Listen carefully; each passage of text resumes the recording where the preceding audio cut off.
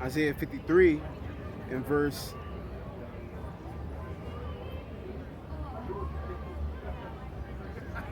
4. Surely he had borne our grief and carried our sorrows, yet we did esteem him stricken, smitten of Yahweh, and afflicted. Right? Our people thought Yahweh Shai was out of his mind. Right? Our people thought Yahweh Shai, a lot of our people thought Yahweh Shai was like bugging. Right? They couldn't understand. How can you be the king of Israel? Right? You're not coming here like David. You're not slaying anybody. Right? You're talking about love. You're talking about forgiveness. Right? It's nothing, because people was thinking the Messiah was going to come and he was going to be like King David, slaying the enemies, right? Well, that wasn't Yahweh Shai. Yahweh Shai is going to do that, but that wasn't what he came for the first time, okay? Yahweh Shai first mission one was to give our people that blueprint to get into the kingdom, right? That blueprint to give, that blueprint, which is that exemption from judgment to come upon this place, right? Because if you don't get that exemption from judgment, right, you're going to have to take part in everything that's going to happen here. Okay? It says, verse 5, but he was wounded for our transgressions. He was bruised for our iniquities, and chastisement of our peace was upon him, and with his stripes we are healed. So Yahweh Shai, he went through that for us. Okay, Yahweh Shai went through everything that he went through for our people. Okay, he went through everything he went through for our people. Okay, and he did it for the people who hated him. He did it for people who loved him. Because Yahweh Shai ultimately loved all our people. Okay, and if you're an Israelite and you serve the Lord,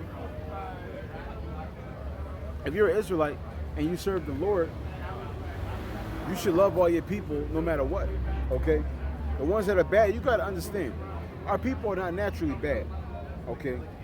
They had just been seduced by Satan, right? Watch this.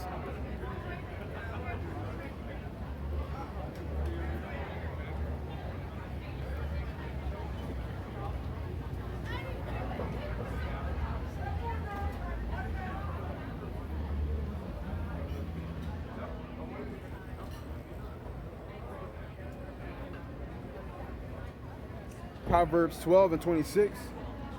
The righteous is more excellent than his neighbor, but the way of the wicked seduces them. So our people are naturally want to serve the Lord. Our people naturally want to do good, naturally, right? But the ways of the wicked, the ways of Satan, and the ways of this place, the ways of the world, seduces our people, right? Let's go into that word seduce.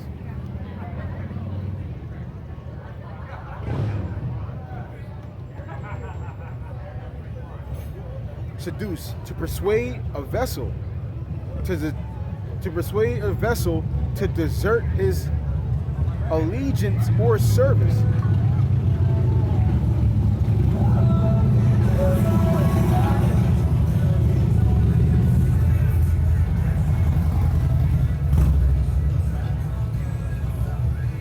And that's what Satan wants.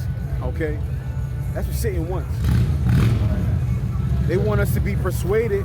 They want to be us persuaded to desert our allegiance or our service. And we have an allegiance to Yahweh B'Shem Yahushua. That's our allegiance. When you read Hosea, I believe it's the 3rd chapter, it says that the Lord, he put us in a situation that we're in because we stopped being aligned with him. Okay, we started doing our own thing. We started acting like everybody else. Okay, and we know that we're supposed to be what? Set apart. Okay, not doing what everybody else is doing, walking down that narrow path. Okay, but since we wanted to serve Satan, serve these other gods, that's why we're in a situation that we're in. Okay, it says, but he was wounded for our transgressions. Matter of fact, verse 6, it says, all we like sheep have gone astray. We have turned everyone to his own way. And the Lord Yahweh have laid on him the iniquity of us all. So we've messed up so bad, our king had to die for us, right? And ultimately, that's what people wanted from the beginning, right? When you go back to Samuel, he was telling the people, Our people was like, listen, man, we want a king to fight for us, right? We want somebody to go to war for us, right? And it gave us, King Saul, and it gave us King David, and so on and so forth. Okay, well that's where the real king is, right? A king is going to lay down his life for his people, right? And that's what Yahushua did. He laid down his life for all his people, right? Every single one of them. He did that for us, okay? It says, he was oppressed and he was afflicted, yet he opened not his mouth. So despite everything he's going through, he didn't open his mouth and say, man, this ain't worth it, or y'all better follow me. He never tried to throw it on our face, right? He was never petty about it, right? He just did what he had to do, period. He had that integrity. Okay, despite what was going on, he stuck to his game plan. Well, the Father's game plan. He stuck to the mission. He got that ultimate integrity. Okay? That's the integrity we should all strive for, right? Doing what we have to do for the Lord, right? Whether it's through teaching, through videos, or just treating people how you want to be treated. Okay? Yahushua, he hit it on all cylinders, right? And we mess up here. Okay? We mess up here. But we got to keep striving to do better. We got to keep striving to be better at being sober. We got to keep striving to be perfect as a Father is perfect. Okay? And that perfection is all founded upon love. Okay? Everything is founded upon love.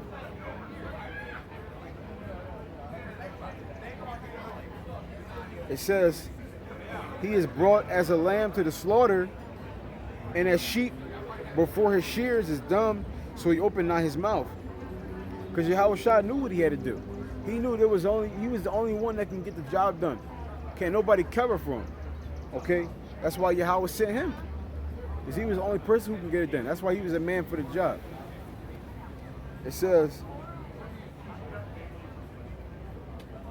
he was taken from prison and from judgment. And who shall declare his generation?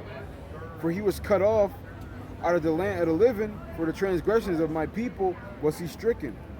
And he made his grave with the wicked and with the rich in his death, because he had done no violence, neither was any deceit in his mouth. Right? Why was he? Because he was crucified with who? He was crucified with the people who actually did bad things, right? And he was actually buried with the rich, right? Because he was buried. He was buried where rich people were buried at, right? That's where he was buried. He wasn't buried with regular people, okay? He wasn't buried with everybody else. But that was the prophecy, and he's going to die with the rich. Okay, that's one of the prophecies of Isaiah, right? It says,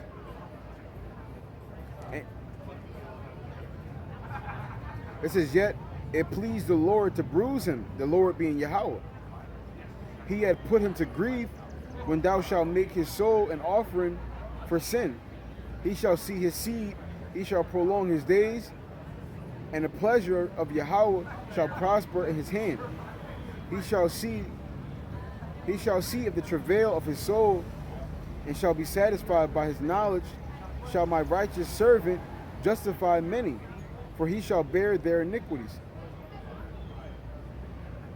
And right here, it pleased the Lord to bruise Yahushua.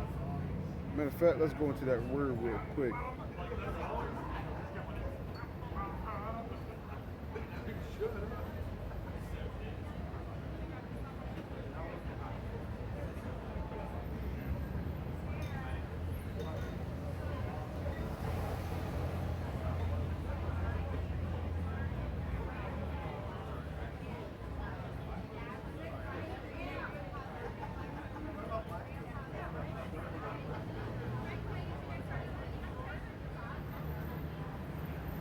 So you go to please, it goes to what? To take pleasure in. And Yahweh took pleasure in that. He's seen his son do what he's supposed to, what he told him to do. Okay? He was obedient.